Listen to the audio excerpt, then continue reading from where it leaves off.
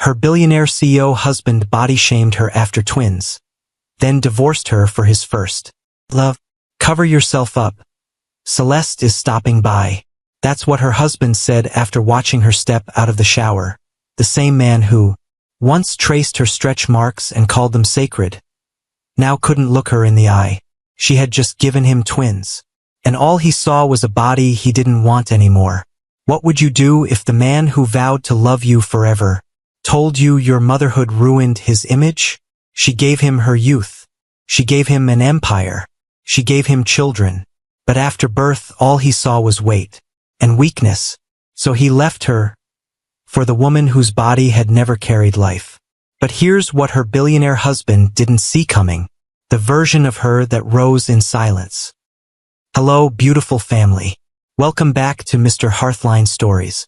If you've ever felt unloved in your rawest moment, stay with this story. Hit that like button, subscribe, and tell us in the comments where in the world you are watching from, or just say, I'm with you, Mr. Hearthline. Let's begin. The mirrors were still fogged from her shower, but Naomi Mercer already felt exposed. She pulled the towel tighter around her midsection, avoiding the mirror as long as she could. But the fog began to clear, slowly, cruelly, and revealed what she already knew. Her body had changed. She wasn't who she used to be. Not to him. There, across her belly, were the stretch marks that hadn't faded. Her hips were wider, her breasts heavy from months of nursing twins. She stood barefoot on cold marble tiles, silently, willing herself not to cry again. The voice echoed in her head. Celeste is stopping by to talk branding. Maybe throw on something more presentable. Her stomach clenched. The name alone was enough to ruin her day. Celeste. The one he almost married in college. The one he just stayed friends with. The one who somehow became his co-founder. And now the woman she had to shrink herself beside. In presence. In poise. In body. Naomi glanced at her reflection again. This wasn't the woman Griffin Thorne used to flaunt at galas in designer gowns. This wasn't the woman who had been the creative brain behind his company's meteoric rise.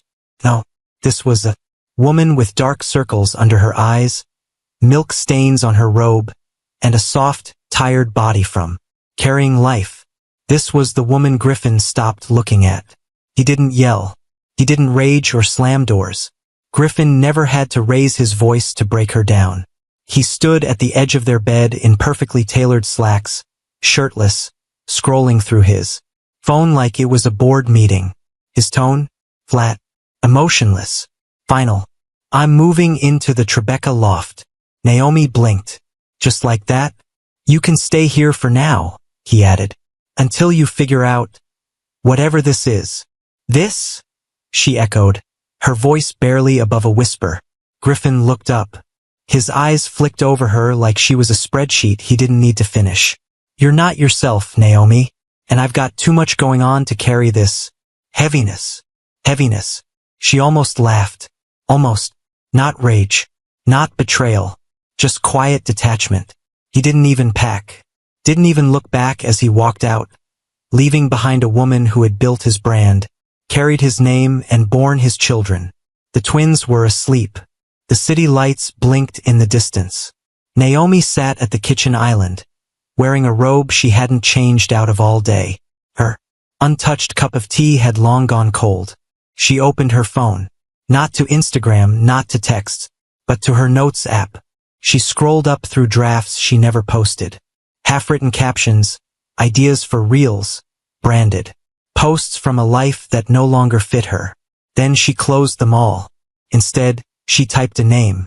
Elijah Reyes. Lily had whispered it to her 1 week earlier while folding baby clothes in the nursery. He's not cheap, Lily had said, but he doesn't flinch at billionaire egos. Back then, Naomi wasn't ready. Now she had nothing left to protect but herself. Elijah Reyes speaking. His voice was deep, clear. No legal tone. Just calm. Naomi swallowed. Hi. I was referred by Lily Mercer. I'm going through a divorce. And I have kids. Twins. Pause. Do you have representation yet? No. Just, she trailed off. Just tears. Another pause. Then, come in tomorrow. 10 a.m. bring everything. Even them. Especially them. She stood in front of the mirror again. Her body still bore the aftermath. Soft, tired, worn. But her eyes? They looked different. Tomorrow she'd be walking into a law office with a twin stroller and a spine trying to remember how to stand. She didn't know what the future held. But Griffin had made one thing clear. Whatever she wasn't what he wanted anymore. But maybe, just maybe, it could be the version she finally accepted. The silence after he left was the loudest thing Naomi had ever known. There were no slammed doors. No bitter voicemail. No final words that could replay like a chorus in her head. Just silence. Griffin had packed nothing. Not a toothbrush. Not a pair of socks. It was as if he wanted her to feel like he didn't need anything from her anymore. Not even closure. And he succeeded. For the first few days, Naomi moved through the brownstone like a houseguest in her own life. Every corner whispered of who they used to be. The couch still smelled like his cologne. The wine glasses still sat beside the cheese knives she'd bought for their last New Year's party. The one where she'd fallen asleep on the couch while nursing Silas, and Griffin stayed out till 2. With Celeste, talking expansion strategy. She remembered the way he looked at her when he got home that night. Not angry, just disappointed, as if motherhood had made her small. But now, without his voice in the house, Naomi heard something else. The sound of her own thoughts. And they weren't kind. You let yourself go. You should have done more Pilates. He wouldn't have left if you were still the old Naomi. It was hard to tell whether those words were coming from Griffin or from somewhere deep inside. Her that had long accepted his version of the truth. Naomi didn't eat much. She drank coffee that went cold. She changed diapers on autopilot. She smiled at Sage when she giggled, but the smile never reached her chest. Every part of her felt hollow. The twins were the only sound in that house. Soft coos, occasional cries, the rustle of tiny socks against blankets. That, and the occasional ding of her phone. Griffin never texted. Not to ask about the twins. Not to check if they needed anything. Not even to say he'd arrived at the Tribeca loft. She received a single email from his assistant. Moving forward, please route all financial questions to Meredith. Griffin will not be available for personal communication. That was it. Not even a direct line from the man she had given everything to. Naomi stared at that email for hours. She wanted to delete it. Wanted to forward it to Lily and add a string of curse words. But she didn't. She archived it. Just like she had archived everything else that used to make her feel like she mattered. By the 5th day, Lily showed up unannounced. She didn't knock. She used the spare key Naomi forgot she had given her. Where's your robe? Lily asked gently, stepping into the kitchen. Naomi shrugged. You haven't showered today, have you? Naomi stared at the microwave. I haven't done anything today. Lily took a deep breath, then walked over, gently pulling Naomi into a hug. You need to stop letting this man live rent-free in your reflection. Naomi didn't answer. She couldn't. Lily pulled back and looked her square in the eyes. Call Elijah Reyes. Naomi sighed. I already did. Lily blinked. You did. I'm meeting him tomorrow. Lily's shoulders dropped in relief. Good. That's good. Naomi hesitated. What if I'm not strong enough for this? Lily stepped closer again. Then let him be strong with you. You don't have to show up ready for war. Just show up. That night, Naomi bathed the twins slowly, letting her hands linger longer on their skin. Sage squealed when she poured warm water over her hair. Silas kicked and cooed at the floating bath toys. She smiled genuinely this time. They were hers. She may have been abandoned by a man she trusted, but these two little souls? They hadn't gone anywhere.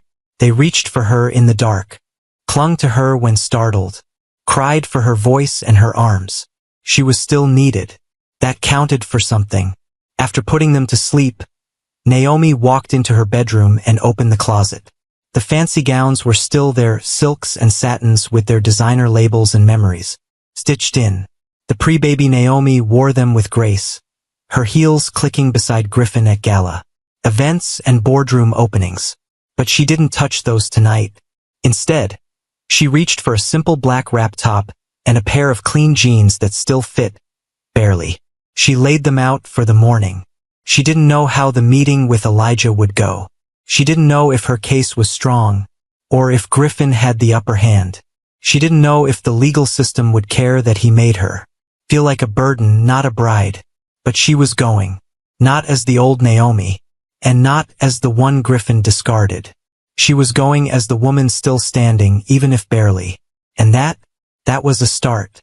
The stroller wheels clicked softly against the polished floor as Naomi pushed her way into the downtown office building. Her hands were trembling, but her chin was lifted. She wore the wrap top and jeans she'd laid out the night before. Nothing fancy, nothing tight. Just enough to say, "I showed up." The receptionist looked up from her desk, eyes briefly glancing at the stroller before offering a polite smile. "Ms. Mercer." Naomi nodded. "He's expecting you. Suite 410. There's a private elevator to your right." Naomi whispered a quiet thank you and turned the stroller toward the lift. Sage was already drifting to sleep. Silas was wide-eyed, chewing softly on the corner of his stuffed giraffe. She exhaled slowly as the elevator rose. The door opened directly into a minimalist office suite. Glass walls, warm wood accents. No coldness. Felt more like a home library than a corporate office. And there he was. Elijah Reyes stood from behind a dark wood desk as she entered. Tall, clean-cut. His suit was fitted but not flashy. His expression was unreadable until his eyes landed on the twins. And then, he smiled. Not the forced kind she was used to. It was soft, real. "Naomi?" he asked, his voice warm. "Yes." She didn't know where to stand. She looked down at the stroller like it would answer for her. I didn't have anyone to watch them." Elijah stepped around his desk, crouching beside the stroller. "Hi," he said gently, speaking directly to the babies. "I'm Elijah. I help people when things get hard." Naomi's throat tightened. He looked up at her. "Would it be all right if we talk here in the open? Or would you prefer a private lounge? There's a small corner room where they can nap if you like. It's quiet." Naomi blinked. "There's a room for babies?" He gave a soft shrug. "I've had a few mothers come through here. Learned to make space." Something broke loose in her chest. She followed him down a short hall to a cozy room with a rocking chair, a fold-out mat and a discreet camera on the ceiling. "I can hold your bag while you settle them in," Elijah offered. Naomi hesitated, then handed him her bag. She laid Silas down first, then Sage. The room was dim and warm, peaceful. When she returned to the main office, Elijah had poured 2 glasses of water. One for her, one for himself. "Take your time," he said, easing into the seat across from her. "We don't have to dive in immediately." She nodded, gripping the armrest. "I wasn't planning on this. I mean, the divorce. I thought we were just in a slump." "That's how it begins for many people," Elijah said. "Do you mind walking me through what happened?" Naomi exhaled, and then she told him. She told him about the months after giving birth, the comments Griffin made, the distance that grew, Celeste's sudden reappearance, the cruel comparisons, the morning he moved out, without packing, the email from his assistant. She didn't cry, not yet, but her hands twisted in her lap like they were wringing out the truth. When she finished, Elijah nodded slowly. "Do you have any documentation? Screenshots, audio clips, statements about asset movements?" "I started saving things after Lily told me to," she said quietly. "Emails, texts. I have voice notes from meetings where he made comments I think matter. And I have a copy of the prenup." Elijah didn't blink. "Good. You think we have a case?" "I think," he said, leaning forward, "you have more strength than you realize. and I don't lose sleep over men who think they can disappear and leave nothing behind but paperwork. Naomi felt something catch in her breath. This man didn't talk like a lawyer. He talked like someone who knew. She stared at him for a moment. What made you start taking cases like mine? Elijah's jaw flexed slightly. My mother. She went through it. Left with 3 kids, no assets, and no voice. I became the thing I wished she'd had in the room. Naomi's eyes glistened. Why didn't you advertise that on your website? He gave a half smile. I find the right ones find me anyway. She didn't say anything. But in that moment, sitting across from this man with warmth in his voice and justice in his bones, Naomi didn't feel like a case. She felt like a person again. The conference room was colder than it needed to be. Not in temperature, but in energy. Naomi sat with her hands folded tightly in her lap, trying not to fidget. Her blazer still had the price tag tucked discreetly under the hem. She'd bought it the day before with trembling fingers, standing in the dressing room at a discount boutique, wondering if it made her look competent. Or just desperate. Across the table sat Griffin. Polished. Relaxed. His lawyer, some shark from a firm with initials for a name, flipped through a folder with performative calm. Naomi tried not to look at Griffin directly, but out of the corner of her eye she could see his posture. Leaned back. One ankle crossed over the other. He looked like he was closing a deal, not attending a mediation with the mother of his children. Elijah sat beside her. Cool. Still. Present. But there was fire in his eyes. He didn't smile. Didn't joke. He waited for the formalities to pass, then leaned forward, folding his hands on the table. Let's begin, he said, voice steady. The opposing counsel wasted no time. My client believes this matter can be resolved efficiently. He's willing to offer 6 months of transitional support, a 1-bedroom property in Queens, and shared custody of the children. The prenuptial agreement makes asset division simple. Naomi said nothing. Elijah's brow didn't move. I'm sure you read the addendum to that prenup, Elijah replied. The clause about family, expansion and asset reevaluation. The other lawyer nodded. We read it. Then you know it requires a recalculation of equitable support, considering the arrival of twins. And it voids the cap on housing benefits. The man cleared his throat. We believe that clause was circumstantial. Elijah's voice didn't rise, but it sharpened. Law doesn't move on belief. It moves on ink. Griffin finally looked up. Naomi, he said, the first time he'd said her name in weeks.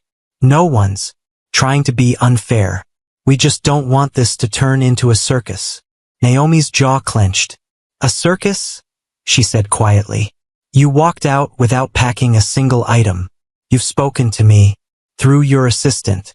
You made comments about my body in meetings. And now you're worried about a circus. Griffin glanced at his lawyer.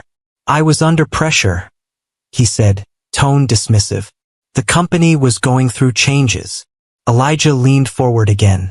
We have timestamps, emails, calendar overlap with your co-founder, including bank transfers from the joint account to a shell entity tied to her name. The other lawyer paled slightly. Griffin sat up straighter. That was a business arrangement. With Naomi's money? Elijah asked. Silence.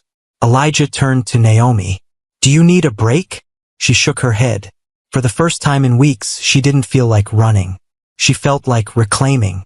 I'm fine, she said, eyes fixed on Griffin. His mask cracked for just a second. You're weaponizing your emotions, he said. Naomi didn't blink. No, she said calmly. I'm remembering who I am. There was a stillness in the room. The kind that makes people sit up straighter, that forces everyone to hear the words without interruption. And in that moment, Naomi didn't just take back her seat at the table. She took back her name. Naomi sat on the floor of her bedroom, surrounded by papers, old receipts, screenshots, and thumb drives labeled in Lily's handwriting. She wasn't just grieving anymore. She was preparing. It started with a screenshot. A message from Celeste that Griffin forgot to delete from a shared tablet. Naomi hadn't even been looking for it at the time. But once she saw the line, "Don't worry, babe. Once the transfer's done, she can have the house. I'll give you better anyway." It became a ripple, one she couldn't ignore. Elijah had given her a list. If it made you feel uncomfortable, screenshot it. If it made you question your worth, print it. If it made you feel invisible, write it down. At first, she felt foolish compiling things like audio from meetings where Griffin interrupted her mid-sentence or body-shamed her through veiled jokes. But Elijah had insisted. Humiliation is a form of control, and control is evidence. By the end of the week, Naomi had filled 3 folders. The financial records were the strongest. Celeste had been dipping from a shared business account registered under Griffin and Naomi to fund her own startup. The transfers were disguised with vague labels, but Naomi had built the branding structure for that company herself. She recognized the payment trail. Lily helped her label everything, spreading folders across the kitchen island like battle plans. "You sure you want to do this?" Lily asked gently. Naomi nodded. "I have to." At their next meeting, Elijah opened the files and scanned through. "You did more than I expected." Naomi shrugged. "I was watching him longer than I realized. You kept records of things most people don't even notice," he said. "I think part of me always knew he was getting ready to leave. I just didn't want to believe it." Elijah looked up from the files. His eyes weren't pitying. They were respectful. "Let's make sure he regrets underestimating you." Naomi felt the steel rise in her spine. The mediation hearings stretched on for weeks. Griffin and his team tried to make her look emotional, unhinged, impulsive. They tried to reduce her role in the company, tried to downplay the impact of postpartum health on her daily life. But every time they brought up something petty, Elijah brought facts, documents, deposits, deleted texts she'd recovered from an old iCloud backup, tax statements that contradicted Griffin's claims of generosity. The court took notice, especially when Naomi submitted her own statements, well-written, detailed, factual. Not dramatic, just real.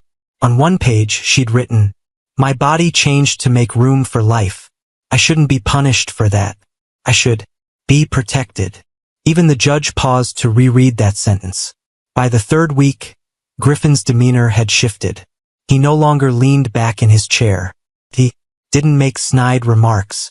Celeste had stopped attending altogether. Outside the courtroom, investors had started pulling out from their joint venture.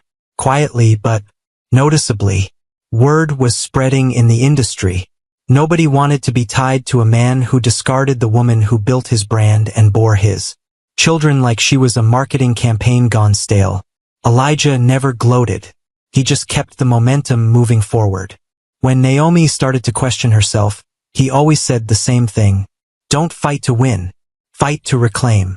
And she did. The final day of mediation arrived like a quiet storm. No warning, no drama, just a calendar reminder on Naomi's phone and a sudden tightening in her chest. She dressed the same way she had for every meeting. Simple blouse, clean jeans, fresh face. But this time she added one thing, her wedding ring. Not to keep it, to give it back. The courtroom wasn't loud. No gavel banging, no shouting. Just papers shuffled, lawyers murmuring, and the weight of years being reduced to terms and conditions. Griffin looked worse than he had before. His jaw was tight. There were bags under his eyes. His confidence had chipped away session by session. And today it was barely holding. The judge reviewed the documentation slowly. Elijah remained calm, still, unshaken. After reviewing the terms of the prenuptial agreement, the postnatal impact, and the submitted evidence of joint asset misuse, the judge began. The court finds in favor of the petitioner, Naomi Mercer. Naomi didn't react immediately. The words hadn't landed yet. "You will retain sole custody of the children, the brownstone, and continued spousal support for, period, no less than 5 years. The clause requiring financial review post-childbirth will be honored." Naomi blinked. 5 years. sole custody. The home she had carried 2 lives into would remain hers. Griffin sat frozen, eyes fixed on the table. "Is there anything you'd like to say, Mr. Thorne?" the judge asked. Griffin's lawyer touched his arm, but Griffin didn't move. He finally shook his head. No. It was the first honest thing he'd said in months. The paperwork was signed in silence. Naomi stood and gently slid her wedding ring onto the table. Griffin looked at it, then at her. She didn't need to say a word. The symbolism was louder than anything she could have screamed. Elijah walked beside her as they left the room. Once they reached the hallway, Naomi finally exhaled. "Is it over?" she asked. Elijah looked at her, his voice low and certain. For him? Yes. They stepped out of the building. Cameras were across the street, but no one dared approach her. A few reporters murmured to each other, recognizing her face, unsure how to cover a woman who didn't fall apart but stood taller. Later that evening, Naomi put the twins down for a nap and sat at her kitchen table in silence. She opened her laptop, not to scroll, not to escape, but to write. She didn't post it, not yet, but the words came easily. Sometimes, survival looks like silence, but silence can be a strategy. And when the world underestimates a mother, they forget. She's already fought death once to bring life into this world. She closed the laptop. Griffin had walked out on a woman he thought would collapse without him. Instead, she walked away from a man who never truly saw her. And in that, she didn't just win custody. She won herself. It had been 2 weeks since the last hearing, and Naomi had barely seen Elijah since. No legal calls, no status updates, no texts at odd hours, just quiet. And then, one afternoon, there was a knock on her door. She hadn't expected anyone. She still had Sage balanced on her hip, a pacifier dangling from her fingers, and a trail of cereal puffs leading from the kitchen to the hallway rug. When she opened the door, Elijah stood there. In his hand, a manila envelope. "Hope I'm not intruding," he said. Naomi blinked. "Elijah? What's going on?" "No emergency," he said with a calm smile. "Just some final paperwork. Things we already filed. But I wanted you to have a hard copy. You could have mailed those." He nodded. "I could have." She raised an eyebrow. "But then I wouldn't get to see you smile like that," he added softly. Naomi didn't answer. Not with words. She stepped aside, letting the door swing open wider. "Come in." He removed his shoes without being asked. That small act did something to her chest. Griffin used to walk in with his phone to his ear, shoes on, barely saying hello to the kids. Elijah, on the other hand, crouched immediately to Sage's eye level and held out his hand. "Hey, sweetheart." Sage blinked up at him, then offered him the pacifier she wasn't using. "She doesn't give that to just anyone," Naomi said, amused. "I'm honored." She led him to the dining table, where the clutter of baby life was still in full swing, bibs, wipes, bottles, a few board books stacked beside unpaid bills. He didn't judge the mess. He took a seat like he belonged there. Naomi tucked her curls behind one ear, suddenly aware of her oversized t-shirt and cotton shorts. She hadn't expected company, but something about Elijah's presence made her not care. She poured him a glass of water, even though he didn't ask. "You really could have mailed those." "I know," he said again gently. He took a sip of the water and leaned back. "You look different," he said. "Different how?" "Lighter. Like your shoulders finally remembered how to drop." Naomi smiled faintly. "It feels strange not fighting anymore. Almost like I'm waiting for something bad to happen just to prove I'm not safe yet." Elijah shook his head. "It's not strange. It's trauma." She went quiet. He reached across the table, not to grab her hand, but to slide the envelope closer. "You're free now, and that deserves a chapter with no footnotes from him." Naomi looked at the envelope but didn't open it. Her eyes stayed on his. "Is this the part where you say goodbye? Is that what you want?" "I don't know." "Neither do I," he said. "But I know I didn't come here just to drop off paper." They held that moment in silence. And for the first time since the day she met him, Naomi wasn't looking for protection. She was looking for presence. And he was right there. The twins were finally asleep. Naomi tiptoed back into the living room where Elijah was still seated, his jacket now draped over the chair behind him. He looked up when she entered, eyes soft, like they had been waiting for her to come back. She sat across from him slowly, folding one leg under the other. No pretense, no filters, just her. "You sure you're not anyone's attorney anymore?" she asked with a playful smirk. He chuckled low. "Not yours. That's a shame." "Why's that?" "Because I was starting to like the sound of you defending me." Elijah leaned forward. "I still would." Naomi's eyes held his for a moment, then dropped to his hands, broad, calm, rested on the table. "What now?" she asked, the question heavier than it sounded. "That depends," he said. "What do you want now?" Naomi bit her bottom lip. "I want to stop second-guessing whether I'm still beautiful." His voice didn't flinch. "You are." She blinked, caught off guard by the immediacy of his answer. "No hesitation?" "None." She looked down. "You haven't seen all of me. I don't need to see more to recognize what's already present." Naomi stood slowly, unsure where the sudden surge of bravery came from. She walked over and stood in front of him, bare feet, loose t-shirt hanging mid-thigh, hair uncombed from the day. He looked up at her, not with hunger, but with patience. She reached down and took his hand. Elijah rose, tall and steady. They didn't rush. There was no dramatic pull, no frenzy, just quiet understanding. She led him to the bedroom, the same one where her tears had once soaked pillows in silence. Now there was warmth in the air, soft light from the corner lamp. No distractions. She paused at the doorway. "You sure?" He stepped closer, hands still loose at his sides. "I don't want a perfect version of you, Naomi. I want you, as you are." She didn't speak again. Inside the room, she peeled off her shirt. No lace, no pretense. Just postpartum skin, the soft curve of a body that had given everything and then rebuilt piece by piece. Elijah didn't rush to touch her. He just looked, like she was art. When he finally stepped forward, his hands moved with reverence, tracing the lines along her waist, the faded scars on her hips, the small stretch marks beneath her navel. Naomi's breath hitched. Elijah kissed the skin just above her ribcage. "Do you know how many women I've sat across from who hated these marks?" he whispered. She nodded slowly. "And do you know what I see?" She couldn't speak. "Proof you made space," he said, pressing his lips to her belly. "Proof you survived." Her eyes welled, and when he finally held her, bare, unhidden, she didn't tremble from shame.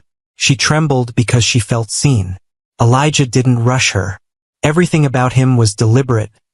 Every kiss, every touch, every breath shared in the dim quiet of her bedroom. Naomi had almost forgotten what it felt like to be held without being evaluated. When his lips touched her skin, they didn't ask her to change. They asked her to stay. They made it to the bed in slow, steady movements, guided more by emotion than desire. His hands memorized the lines of her thighs. His mouth traced the parts of her body she'd hidden, even from herself. When he reached the soft flesh of her belly, she tensed slightly. But Elijah didn't stop.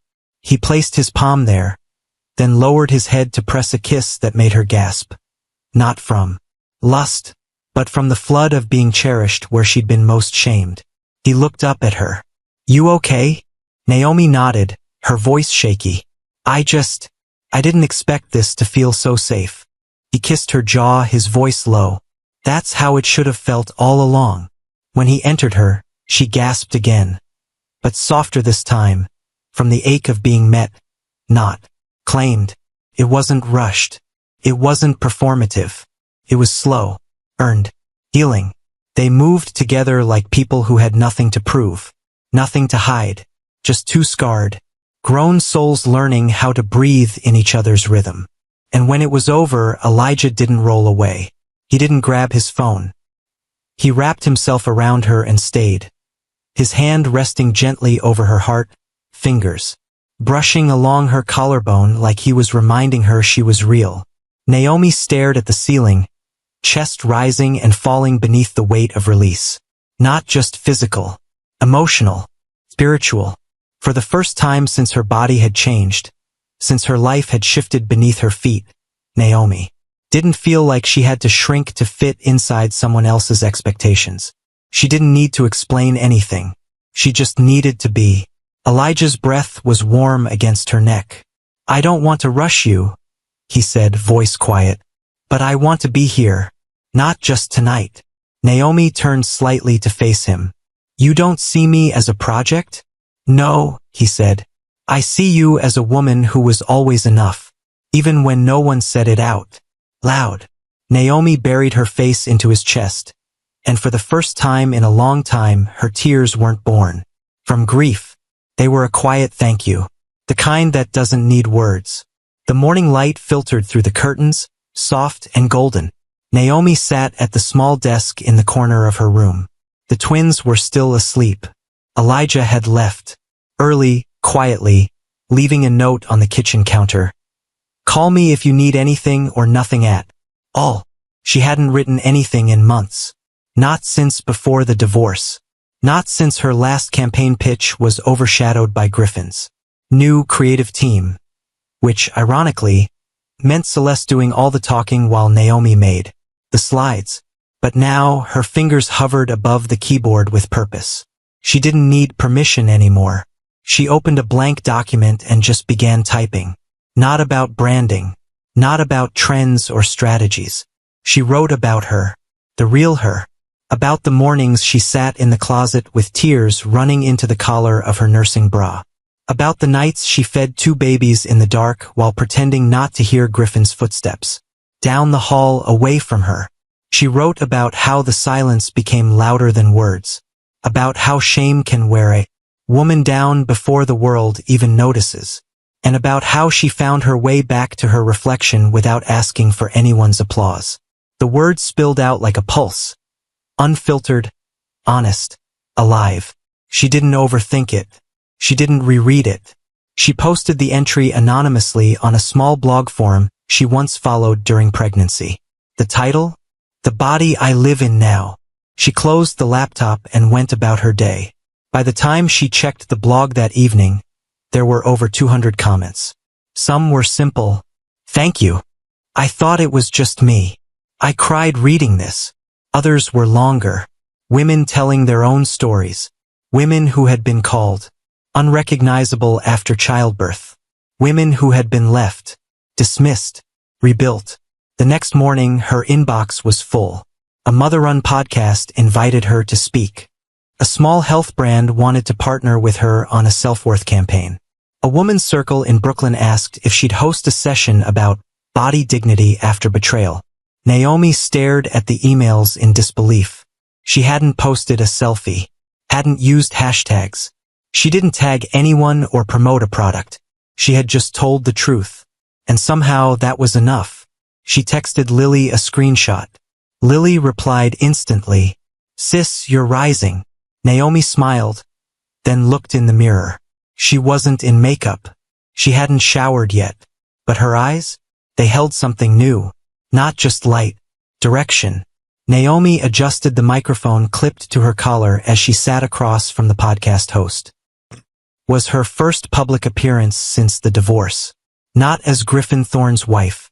Not as the quiet strategist behind a tech mogul's brand. But as herself. "Take your time," the host said, offering a reassuring nod. "You don't have to perform here. Just share what's real." Naomi inhaled slowly and leaned forward. "I used to think worthiness was tied to visibility," she said. "To how many people clapped when I entered a room. But then I became a mother. Then I was left. And then I had to find out who I was when no one was watching." The room went still. Behind the glass, the sound tech froze mid-adjustment, eyes fixed on her through the window. Naomi continued. "I wasn't broken after the twins. I was becoming. But the people around me, especially the one who promised to love me, didn't recognize that version of me. And instead of asking me who I was becoming, he left. The host's eyes glistened. And what about now? She asked. Naomi paused. Now? She smiled faintly. Now I recognize myself again. And I'm not interested in shrinking to be lovable. I'm interested in expanding to be whole. That clip alone went viral within 24 hours. Not because she was famous, but because she said what so many women were afraid to say. She wasn't trying to inspire. She was telling the truth. A truth people weren't used to hearing in polished marketing campaigns or curated influencer posts. Soon, she was invited to panel events, brand meetings, women's conferences, but this time on her terms. She said no to sponsorships that wanted to edit her captions. She turned down features that asked her to include before and after pictures. She refused to let anyone twist her story into a self-improvement commercial. Elijah attended one of her live interviews. He sat in the back of the room, arms folded, watching quietly as Naomi answered a question about how she handled shame. I stopped carrying what he dropped, she said, and I picked up what was mine. Instead, grace, voice, power, and joy. When the session ended and the crowd began to disperse, Naomi found Elijah standing off to the side. You were brilliant, he said. She raised an eyebrow. You don't think I'm being too open? He shook his head. You're not telling your story. You're setting others free. That night, they went out for dinner. Nothing fancy, just a local mom-and-pop spot around the corner. Naomi didn't wear makeup. She didn't wear heels. And yet, the way Elijah looked at her across the table, you'd think she was in diamonds. You keep showing up, he said quietly. Naomi tilted her head. So do you. He smiled. Only for the rare ones. The late afternoon sun filtered through the living room curtains, casting a soft gold across the carpet where Silas and Sage were playing with stacking cups and wooden animals. Elijah sat on the floor with them, legs crossed, gently bouncing a squealing Sage on his knee, while Silas giggled and tried to feed him a plastic carrot. Naomi stood in the kitchen, arms folded, watching the scene unfold like it belonged to someone else, because this wasn't something she ever thought she'd have again. A man on the floor, not above the noise. A home filled with laughter that didn't feel like a performance. A peace that came without apology. You want to try, Mama? Elijah called out, holding up a rubber giraffe as if it were an Olympic trophy. Naomi chuckled and walked over, lowering herself slowly beside them. Sage immediately crawled toward her, arms open. She pulled her daughter close and kissed her forehead. I still don't know how to do this, Naomi admitted quietly, her voice nearly lost under the twins. Babble. Do what? Elijah asked. Trust what feels good without wondering when it'll go bad. He nodded. That's not a flaw. That's muscle memory. Naomi looked at him. And I'm not here to rush your healing, he said. I'm here to walk alongside it. Silas suddenly tossed a cup in the air, catching them both off guard. Naomi and Elijah laughed. At the same time, the sound settled between them, felt normal, but also new. That evening, as Naomi tucked the twins into their cribs, she heard Silas mumble something that stopped her mid-motion. Dada. Her heart skipped. She looked toward Elijah, who stood frozen just inside the doorway. He didn't say anything. He didn't smile, didn't make it a moment about him. He just waited. Naomi placed Silas's blanket gently over him and walked out into the hallway, closing the door softly behind her. I didn't teach them that, she said, voice barely audible. I know. It just happened. Elijah nodded. And I won't ever force it, or expect it. She looked up at him, eyes searching his. But I won't run from it either, he added. Not if it's what they need, or what you choose. Naomi reached for his hand. I don't know what we are, she whispered. You don't have to name it, he said. Just let it grow. Later that night, after the twins were asleep and the dishes were drying, they sat on the couch, blanket draped loosely over their legs. The TV played something neither of them paid attention to. Elijah leaned his head back. Naomi leaned into his side. No declarations. No planning. Just breath. And belonging. Naomi heard the knock just after sunset. She had just finished brushing Sage's curls, her fingers still damp from the leave-in conditioner. The house was calm, warm, dinner dishes still in the sink, soft music playing from her phone in the kitchen. She wasn't expecting anyone. Elijah was out of town at a conference. Lily would have texted first. So when she opened the door and saw Griffin standing there, bouquet in hand, she almost laughed. Almost. He looked like a man who hadn't slept in weeks. The corners of his once perfect blazer were wrinkled. His jaw was lined with stubble, like he had stopped caring but couldn't admit it. The flowers were white roses. Of course they were. He used to give her those after every big launch, after every public win, when he needed her to look good standing next to him. "Naomi," he said, eyes searching her face. She didn't move. "You look well." "I am," she replied evenly. He blinked. "Can I come in?" "No." He shifted on his feet, trying to smile. "I won't stay long. I've been thinking." She stepped out onto the porch, closing the door behind her but not all the way. "I heard about Celeste," she said calmly. "She left," he admitted. "Took half the company with her. My lead investors pulled out after the filings went public. The merger's dead." Naomi nodded. "I figured. I was wrong about you," he said, his voice softening. "I didn't know how much you held everything together until it all fell apart." "You didn't want to know," she replied. He swallowed hard. "I read your book," he said. "All of it." That surprised her. But she didn't show it. "I remember who you were," he added. "I don't," Naomi said, her voice like a calm current. "I only remember who I am now." Griffin looked down, then back up at her, the weight in his eyes heavier than before. "I was selfish." "Yes," she agreed. "I let you carry everything. You dropped me and the weight I carried," she said. "And you didn't even look back." He nodded, ashamed. "I came to say I'm sorry." Naomi looked at him. The man who once demanded she be smaller, softer, less visible, now standing in front of her, wilted roses in hand, trying to find a version of her that no longer existed. "I appreciate the apology," she said. "But I'm not the woman you remember." He nodded again, slower this time. "You look happy," he said. She didn't deny it. "I am." Griffin lowered the bouquet slowly, like it suddenly became too heavy for him to carry. "I don't expect anything," he said. "I know I can't undo what I did." Naomi crossed her arms, leaning slightly against the frame of the door. "But you still showed up." He gave a small nod. "I just needed to see you. I needed to say it in person." She glanced at the roses again, so familiar, yet so hollow now. "You used to bring those when you wanted me to smile through disappointment," she said. Griffin winced. "I didn't realize how much I depended on your silence." "You didn't just depend on it. You demanded it," she said, her voice steady. "Every time I cried in the shower. Every time I turned down a meeting because you said my body didn't fit the brand. Every time I wore shapewear under a hoodie just to avoid your comments." He didn't try to defend himself this time. "I read the part in your book," he said quietly. "About the day I moved out. About how I didn't pack a single thing."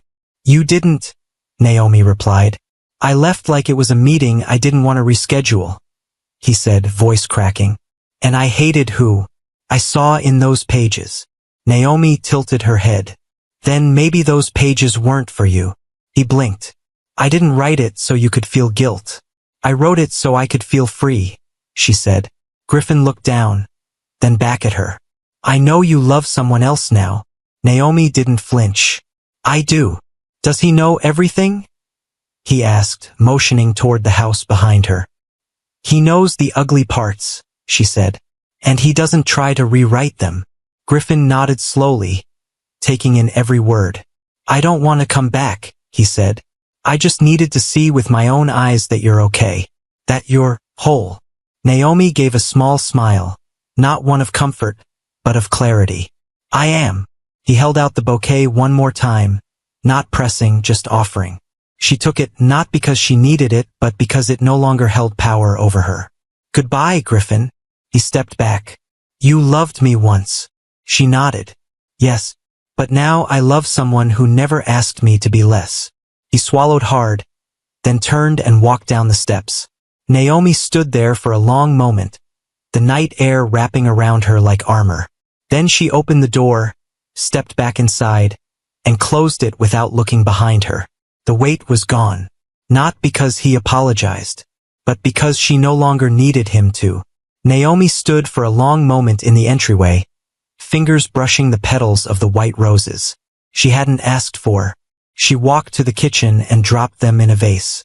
No trimming, no arrangement, just placed like a symbol that no longer needed ceremony. She glanced down the hallway where her twins were asleep, then to the soft light spilling from the living room. Elijah sat on the rug, back to the couch, a book half open beside him. He looked up as she entered, his smile warm and unbothered. Everything all right? He asked. She nodded, exhaling slowly. He came. Elijah's expression didn't change. And he apologized. Elijah nodded once. Did he try to win anything back? No, she said. Not really. She crossed the room and sat beside him. Her body leaned into his with the kind of ease that only came after being broken and put back together gently. He said I loved him once. Elijah looked at her. Naomi turned her head until their foreheads nearly touched. And I told him I do love someone now. Someone who never asked me to shrink. Elijah didn't reply with words. He just closed the small space between them and kissed her, slow and certain.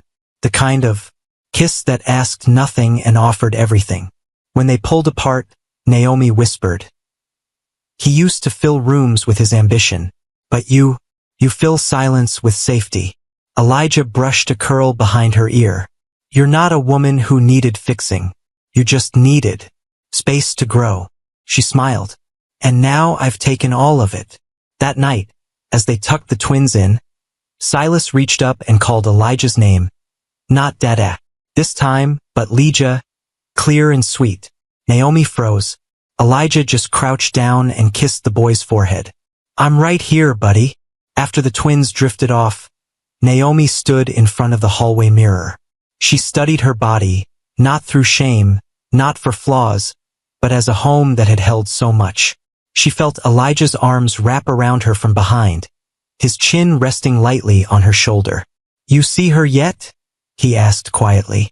Naomi's eyes stayed on the mirror. I see every part he hated. Elijah's voice softened. Then look again. His hands moved slowly down her arms. This body held court in a courtroom. This body carried 2 lives. This body made space for healing. She swallowed hard, the reflection growing blurry through tears. He knelt behind her, kissing the backs of her knees, then higher. The mirror caught it all, her trembling, his reverence, the kind of touch that worships without claiming. And in that moment, Naomi didn't just feel whole. She felt chosen, not for how little space she took up, but for how much light she carried in all that she was. The kettle clicked off in the kitchen. Naomi didn't move right away. She stood barefoot by the window, wrapped in her robe, watching the soft swirl of morning mist settle over the city. Below, joggers passed, coffee carts whistled. Life continued, but inside her home, felt like hers now. No longer a stage for appearances or a retreat from confrontation. Just space. Real, lived in, and warm. In the living room, Elijah was asleep on the couch, one arm dangling off the edge. A blanket kicked halfway down his legs. His chest rose and fell steadily, the calm in his breath echoing the peace that had settled over everything. Sage stirred first, a soft whimper through the baby monitor.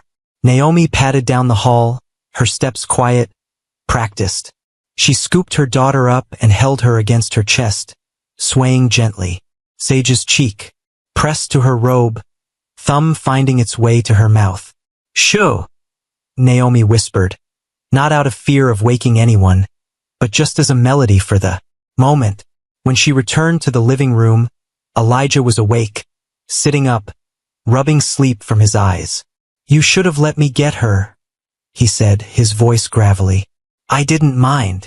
He stood and walked over, brushing a kiss to Sage's temple, then Naomi's forehead. I dreamed we were in a cabin, he said. Naomi raised an eyebrow. A cabin? Yeah, somewhere with snow. You were writing. The kids were building little towers with cereal boxes, and I was burning breakfast. She chuckled softly. That actually sounds like a good day. It felt like a real one. Naomi sat on the edge of the couch, Sage now dozing in her arms. I used to think safety came from security money, addresses, contracts, she said. And now I think it looks like this. Elijah crouched in front of her, resting his hands gently on her knees. You're safe now, Naomi. She nodded, blinking back something that wasn't quite sadness. It just took me a long time to believe I deserved it. You didn't need to deserve it, he said. You needed to receive it. She exhaled, the weight of that truth sinking in. He stood and held out his arms. Trade you. I'll rock her while you drink your tea before it goes cold. Naomi hesitated, then handed Sage over. It wasn't just trust. It was ease. She walked into the kitchen, poured her tea, and leaned against the counter, watching him. From a distance. This wasn't the life she'd planned. It was better. It was quiet, honest, shared. It was safe. And that, she realized, was worth everything. Night had fallen by the time Naomi found herself alone in the bathroom again. Not in grief, not in rage, just reflection. The twins were down. The house was quiet. Elijah had fallen asleep with a book on his chest, and a baby sock in his hand, left over from Silas' latest habit of tossing them like confetti. Naomi stood in front of the mirror, the same one that had once made her flinch. She let the robe fall open. No music, no noise. She just looked. The lines on her hips, the softness of her belly, the curve of her thighs, wider now than before. The skin at her waist, looser, stretched, but no longer a source of shame. For a moment, she expected the old thoughts to creep back in. But nothing came, just stillness. Elijah appeared in the doorway, shirtless, barefoot, his hair slightly mussed. She met his eyes in the mirror. He didn't speak. He walked toward her slowly, wrapped his arms around her from behind, and rested his hands on her waist like it was instinct. You're staring again, he whispered. I am. What do you see? I'm not sure yet. He lowered his head, his lips grazing the curve of her neck. Can I tell you what I see? Naomi nodded. Her voice caught somewhere between breath and emotion. I see power. I see softness that survived fire. I see skin that carried generations. His hands moved gently, never rushing, never grabbing. Just holding. Naomi closed her eyes for a moment, then opened them again. Her reflection hadn't changed, but she had. Every time I used to look here, she said, I saw everything he walked away from. Elijah kissed the hollow beneath her ear. And now I see everything I reclaimed. He turned her gently to face him, not the mirror. You don't owe anyone the version of yourself that suffered to be loved. She smiled, slow and deep. I'm starting to believe that. Elijah reached for her hand, lifted it, and placed it over his heart. You never needed fixing. You needed someone to reflect the truth back to you. And this? Naomi asked, motioning between them. This, he whispered, is the truth. She looked back at the mirror one more time. Her body hadn't changed, but her gaze had, and for the first time she didn't need permission to feel beautiful. Naomi woke to sunlight pouring through the bedroom window, a warm beam stretching across, the sheets like a soft ribbon of invitation. Elijah was already up. She heard him in the kitchen, his low voice making up a silly song, the twins laughing between phrases. She pulled on a robe and padded down the hall. In the living room, Sage was in his arms, Silas on the rug surrounded by scattered puzzle pieces and half-stacked books. Elijah looked up when he saw her, his smile wide. Easy. Morning, Mama. Naomi leaned in the doorway, watching them with a quiet awe. This, she said, was never part of the plan. That's why it works, he replied. After breakfast, Naomi sat at her desk with a fresh cup of tea and opened her inbox. 3 new podcast invites, a national magazine requesting an interview, a publisher offering a multi-book deal, all from telling her truth, all from owning her voice. She took a moment before replying to any of them. Instead, she opened a blank page and wrote a single sentence. They told me I had to be smaller to be loved, but I built something bigger the moment I stopped listening. That line became the opening to her second book. Later that afternoon, Elijah returned from the grocery store with the twins in tow. Naomi met them at the door, laughing as Silas handed her a squished banana and Sage tried to put stickers on her forehead. Elijah leaned in and kissed her without needing a moment to set the bags down. This still feel real to you? He asked. More than ever. That night, after the twins were down and the house quieted, Elijah lit a single candle by the bedside table. Not for mood, not for show, just to make space. Naomi stood in front of him, no robe, no apology. He took his time again, tracing her with his mouth, memorizing her like scripture, like home. When he lowered to his knees and kissed the skin beneath her navel, she didn't flinch. She closed her eyes and let go. Not of grief, not of anger, but of the last lingering belief that she had to earn the right to be adored. When she finally opened her eyes, she saw herself again. Not in a mirror, but in him. And in the softness of that moment, Naomi whispered 3 words she hadn't said since her old life ended. I'm not afraid. The next morning, they dressed the twins, loaded the stroller, and stepped out onto the front steps of the brownstone, her brownstone. A neighbor waved. A child across the street shouted a hello. Naomi pulled on her sunglasses, her curls blowing gently in the breeze, and turned to Elijah. Ready? She asked. He offered his hand. Only if you lead. She took it, and walked, not toward a new life, but into her own. Because what Griffin once abandoned in pursuit of image, Naomi turned into legacy. And this was her empire. Hello, my beautiful Mr. Hearthline Stories family. If the story touched something deep in you, if you've ever had to rebuild your worth after someone tried to shrink it, share your story in the comments. Let the world see that healing isn't weakness, it's power. And if you haven't yet, subscribe and turn on the bell, because stories like Naomi's deserve to be heard. This wasn't just a story about love. It was a story about returning to yourself. And here at Mr. Hearthline Stories, we believe you don't have to be perfect to be powerful, just present and real. Until next time, family, stay strong, stay seen, stay whole.